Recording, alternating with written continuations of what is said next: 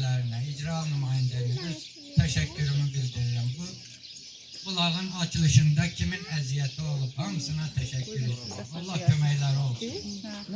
Allah canlarını sağ etsin.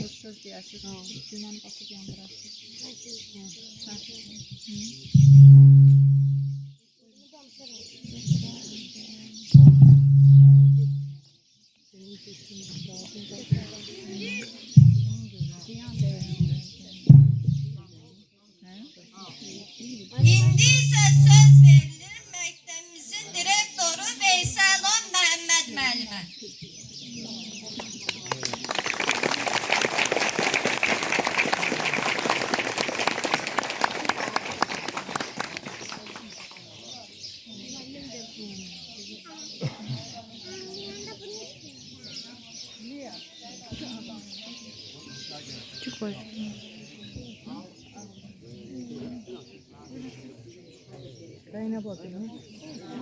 Söz verilir şəhid ailəsinə, şəhidimizin böyük qardaşı Bağıyev Niyazi. Buyurun, gəlin bulağımızın açılışını edin.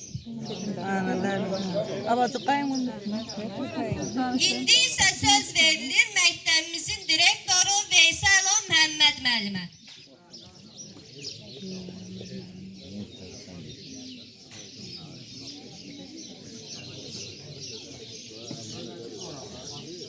Hörmətli qonaqlar, bu il 1-ci Qarabağ müharibəsi şəhidi Bağıyev Füzulinin abidə bulaq kompleksini açdı. Biz bu abidə kompleksinin açısına gəldiyiniz üçün sizə minnətdarlıq edirəm. Bu abidə kompleksində bütün əməyi olan hər kəsə öz minnətdarlığımı bildirirəm. Allah bütün şəhidlərimizə rəhmət eləsin.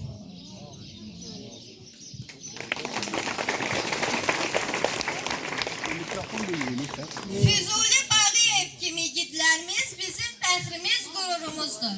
Onların keçdiyi şərəfli yol biz gənclər üçün örnəkdir. İndi isə 7-ci sinif şagirdlərinin hazırladığı şeir kompozisiyasını təqdim edirik.